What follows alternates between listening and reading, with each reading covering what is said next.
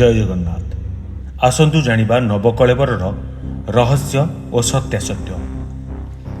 महाभारत युद्ध पर 100 पुओं को हरई म्रियमाण हो पड़ा गांधारी श्रीकृष्ण को अभिशाप देते। कारण गांधारी जानी जदि श्रीकृष्ण चाहिए ताहले महाभारत युद्ध हो भी नथा कि 100 पुओ भी मरी नथा। से अभिशाप पाई दीर्घ 36 वर्ष पर श्रीकृष्ण जदुवंश निपात होबार लगिला। निज निज भितर युद्ध क्रमे जदुवंश लोप पाइला और मथुरा नगरी जल बुड़ीगला। दिने प्रभु कृष्ण जंगल में एक वृक्ष तले बसिथिले।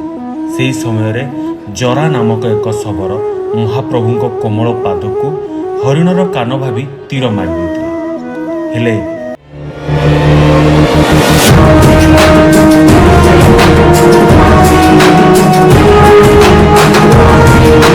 जेतेबेले जानिला कि यह स्वयं श्रीकृष्ण ए सृष्टिर पालन करता प्रभु पाखरे क्षमा प्रार्थना करथिले। सेतबेले टिके हसी दे श्रीकृष्ण कहले, तुमे आर जन्म रे बानर राजा बळी थिलो। मु तुमको राम रूप रे गछ पछरे बद्ध करिथि।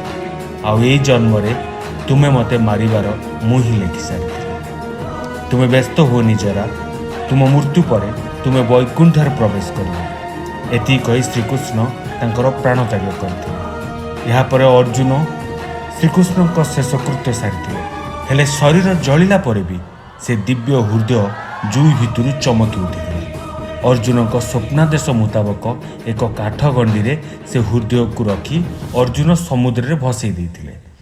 आ से जे लागिथिला ओडिशार एक समुद्र तटरे। आ सेठी एक आदिवासी संप्रदायर मुखिया विश्वावसु ए दिव्य हृदय को नीलमाधव नाँ पूजिबा लगिले। सेतेबेले अवंती राज्यर इंद्रदुम्न बोली जने राजा थे। से भगवान विष्णुकर जने बहुत बड़ भक्त थे। दिने तांको प्रसाद रे जने दिव्य ऋषि आसी राजा को कहिले, ओडिशा रे महाप्रभु विष्णु को नीलमाधव नाम रे पूजा पाउछन, तुमे तार संधान कर।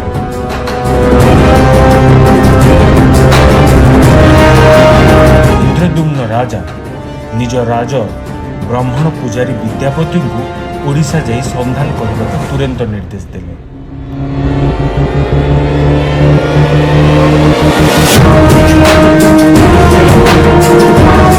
विद्यापति ओडिशा पहुंचला पर गुप्त रूपे जानबा को पाइले जे शबर राजा विश्वावसु विष्णु को नीलमाधव नाम एक गुंफा भितर पूजा कर। से शबर राजा पाखे पहुंची नीलमाधव दर्शनार्थे कहले, हेले विश्वावसु दर्शन करने को पूरापूरी मना करते। हेले विद्यापति एमिति फेरीगले राजा कोप दृष्टि रक्षा पाइबा कष्ट बोली भावी विद्यापति सेही गाँव में रहिबाकु लागिले। आ किछि दिन परे से शबर राजा विश्वावसु झील को प्रेम रे पड़िथिले। से शबर राजा विश्वावसु झील ललिता को भल पाई बसिथिले। आ ललिता को विवाहर किछि दिन परे विद्यापति नीलमाधव दर्शन पाई विनती कले। या पर ललिता निज पिता शबर राजा विश्वावसु को जनइले एवं या पर विश्वावसु राजी हो जाइथिले। हेले गोटे शर्त भी थिला कि विद्यापति आखिरे पट्टी बांधी नीलमाधव गुंफा निकट में पहुंचे, जेमिति सही बाट केही भी न जानी पारंती। आ या पर विद्यापति को मिलला उपाय। ललिता सह बाहरी पड़िले नीलमाधव दर्शन करने। सांगरे नहीं जाइथिले किछि सोरिष। बाटरे गला बेले से सोरिष बिंची बिंची जाउथिले। आ गुंफा निकट में पहुंची नीलमाधव दिव्य मूर्ति देखि मंत्रमुग्ध होई पड़ती। आ फेरी आसी फेरी जाती निज राज्य को। और राजा इंद्रदुम्न को सबु बखाणी बसुंती। या पर राजा और विद्यापति किछि दिन पर बाहरी पड़ती से प्रभु नीलमाधव दर्शन करने। पूर्वर पकईथिबा सोरिष एबे गछ हो जाए अति सहजरे पहुंची जाइथान नीलमाधव गुंफा निकट। हेले ये कौन गुंफा भितरे नीलमाधव मूर्ति न थाए। धैर्य हरई भांगी पड़ी फेरी आसती निज राज्य को राजा। ସେହିଦିନ ରାଜା ଇନ୍ଦ୍ରଦ୍ୟୁମ୍ନଙ୍କୁ ସ୍ୱପ୍ନରେ ନୀଳମାଧବଙ୍କ ସ୍ୱପ୍ନାଦେଶ ହୁଏ କି ମୁଁ ତତେ ଏହି ସଂସାରରେ ନୀଳମାଧବଙ୍କ ରୂପରେ ଦେଖା ଦେଇପାରିବିନି। ହେଲେ କିଛି ଦିନ ପରେ ପୁରୀ ସମୁଦ୍ର କୂଳରେ ପହଞ୍ଚିଯାଅ। ସେଇଠି ମୁଁ ଏକ ଲାଲ ରଙ୍ଗର ସୁଗନ୍ଧିତ କାଠଗଣ୍ଡିରେ ଭାସି ଆସିବି, ଆଉ ସେଇଥିରେ ଶଙ୍ଖ ଚକ୍ର ଗଦା ପଦ୍ମ ବି ଥିବ। ସେଇଥିରେ 3 ମୂର୍ତ୍ତି ତିଆରି କର। ରାଜା ସଙ୍ଗେ ସଙ୍ଗେ ପହଞ୍ଚିଗଲେ ପୁରୀ କୂଳରେ। ଏକ ଦିବ୍ୟ ଦର୍ଶନ ସେହି ମହାପ୍ରଭୁଙ୍କର ଏକ କାଠଖଣ୍ଡ ରୂପରେ। ଶତ ଚେଷ୍ଟା ପରେ ବି କାଠଖଣ୍ଡଟି ଉଠେଇ ପାରିବାରେ ଅକ୍ଷମ ରାଜାଙ୍କ ଶହ ଶହ ସୈନ୍ୟ ସାମନ୍ତ। ଦ୍ୱିତୀୟ ସ୍ୱପ୍ନ କ୍ରମେ ଶବର ରାଜାଙ୍କୁ ଆଉ ଶବର କୂଳକୁ ଡକା ହୋଇଥିଲା କାଠଖଣ୍ଡକୁ ନବନିର୍ମାଣ ହୋଇଥିବା ଶ୍ରୀମନ୍ଦିର ଭିତରକୁ ନେବାକୁ। ବିଶ୍ୱାବସୁଙ୍କ ହାତ ବାଜୁ ବାଜୁ କାଠଖଣ୍ଡ ଶୂନ୍ୟ ଶୂନ୍ୟ ଲାଗିଯାଇଥିଲା କୂଳରେ, ଆଉ ତାପରେ ମନ୍ଦିର ଭିତରେ ସ୍ଥାପନ ହୋଇଯାଇଥିଲା। ହେଲେ ଦେଶର ଅନେକ କୁଶଳୀ ବଢ଼େଇଙ୍କ ନିହାଣରେ ସେତିକି କ୍ଷମତା ନଥିଲା କାଠର ଟିକେ ବକଳକୁ କ୍ଷୁର୍ଣ୍ଣ କରିବା। ହଠାତ୍ ଦିନେ ସ୍ୱପ୍ନରେ ପ୍ରଭୁ ବିଷ୍ଣୁ ରାଜା ଇନ୍ଦ୍ରଦ୍ୟୁମ୍ନଙ୍କ ସ୍ୱପ୍ନରେ ଆସିଲେ ଓ କହିଲେ, ରାଜନ, ଦେବଶିଳ୍ପୀ ବିଶ୍ୱକର୍ମାଙ୍କ ଆରାଧନା କର। ଏହାପରେ ରାଜା ବିଶ୍ୱକର୍ମାଙ୍କ ଆରାଧନା ପରେ ହଠାତ୍ ଜଣେ ବୟସ୍କ ଶିଳ୍ପୀକାର ଆସି ରାଜାଙ୍କ ଉଆସ ନିକଟରେ ପହଞ୍ଚି ଯାଆନ୍ତି।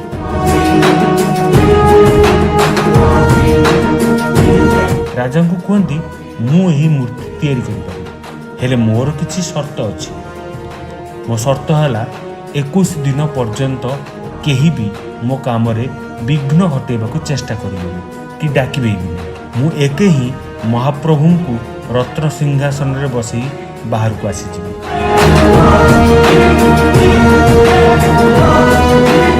ରାଜାଙ୍କ ସ୍ତ୍ରୀ ରାଣୀ ଗୁଣ୍ଡିଚା ସେତେବେଳେ ସେଇ ବାଟ ଦେଇ ଯାଉଥିଲେ, ଆଉ ନିହାଣର କୌଣସି ଶବ୍ଦ ଶୁଣିବାକୁ ପାଇନଥିଲେ। ସାଙ୍ଗେ ସାଙ୍ଗେ ଆସି ରାଜାଙ୍କ ପାଖରେ କହିଲେ। ରାଜା କହିଲେ, ବୁଢ଼ା ବଢ଼େଇ ସର୍ତ୍ତ ମୁତାବକ 21 ଦିନ ପର୍ଯ୍ୟନ୍ତ କବାଟ ନ ଖୋଲିବାକୁ କହିଥିଲା। ହେଲେ ରାଣୀଙ୍କ କହିବା ଅନୁଯାୟୀ ଯଦି ବୁଢ଼ା ବଢ଼େଇ କିଛି ନ ଖାଇ ନ ପିଇ ଯଦି ତା ଭିତରେ ମରିଯାଇଥିବ, ସେ କଥା ବି ଆମକୁ ଜାଣିବାକୁ ପଡ଼ିବ। ଏହାପରେ ରାଜା ଇନ୍ଦ୍ରଦ୍ୟୁମ୍ନ କବାଟ ଖୋଲିବାକୁ ନିର୍ଦ୍ଦେଶ ଦେଇଥିଲେ। କବାଟ ଖୋଲୁ ଖୋଲୁ ବୁଢ଼ା ବଢ଼େଇଟି ବିଶ୍ୱକର୍ମା ରୂପରେ ଆସି ଉଭେଇ ଗଲେ, ଆଉ ମୂର୍ତ୍ତି ସବୁ ଅଧା ଗଢ଼ା ହୋଇ ରହିଯାଇଥିଲେ। ହାତ ନଥିଲା କି ଗୋଡ଼ ନଥିଲା। ପାଖକୁ ଯାଇ ଦେଖନ୍ତି ତ ଏକ ଦିବ୍ୟ 3 ମୂର୍ତ୍ତି। ଜଗନ୍ନାଥଙ୍କ ମୂର୍ତ୍ତି ଭିତରେ ଥିବା ହୃଦୟର ସେହି ସ୍ପନ୍ଦନ ରାଜାଙ୍କ କାନକୁ ଶୁଭୁଥିଲା। ସାରା ବିଶ୍ୱରେ ଜୀବନ୍ତ ଠାକୁର ଆଉ କେହି ନାହାନ୍ତି। ମହାପ୍ରଭୁ ଶ୍ରୀ ଜଗନ୍ନାଥ ହେଉଛନ୍ତି କେବଳ ଏ ବିଶ୍ୱର ଜୀବନ୍ତ ଠାକୁର। ମହାପ୍ରଭୁଙ୍କ ଲୀଳା କାହାକୁ ଜଣା ନଥାଏ। ଜଗତର କଲ୍ୟାଣ ପାଇଁ ସେ ଅନେକ ରୂପରେ ଆସିଛନ୍ତି। ଦୁଃଖୀ ରଙ୍କିଙ୍କ ଠାକୁର, 4 କୋଟି ଓଡ଼ିଆଙ୍କ ପ୍ରାଣର ଦେବତା। ଭାବୁଛି ଆପଣଙ୍କୁ ମହାପ୍ରଭୁଙ୍କ ସତ୍ୟ କାହାଣୀ ଖୁବ୍ ଭଲ ଲାଗିଥିବ। ଏମିତି ଭଲ ଭଲ କାହାଣୀକୁ ଆପଣଙ୍କ ନିକଟକୁ ନେଇ ଆସିବୁ।